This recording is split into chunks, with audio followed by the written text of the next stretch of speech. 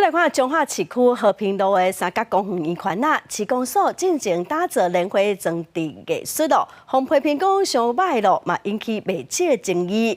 今年2年哦，公所嘛设金龙花灯，嘛是阁引起真侪讨论。市公所是表示讲，这个装置哦，3月份就会拆掉咯。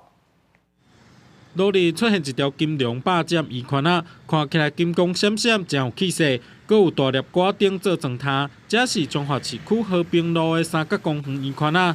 因为伫要过年，市公所设计金龙装置艺术，不过安尼的装塔民众有无共看法？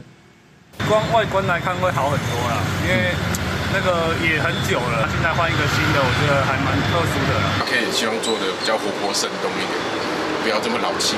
这个圆环啊，伫彰化市真闹热的所在，不过进前公所捌设计莲花塔造型的装置艺术，互人批评真歹看。自2022年2月拆除了后，各处人工草坪，刷起流浪狗来遮霸占草坪，出现卫生甲安全的疑虑。这届公所阁以生象做主题设计花灯，各一届真做画饼。空荡荡的也不是很好看。那如果这样子的话，象征的这个城市非常有生气。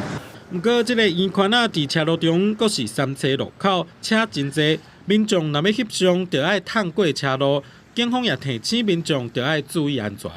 圆环呢，它没有这个设置这个双黄线的车道，那如果民众要过去拍照的话，要特别注意安全。警方表示，目前公共艺术无妨碍交通的疑虑，若准讲有民众妨害人车通行，相当会当罚情节。记者综合报道。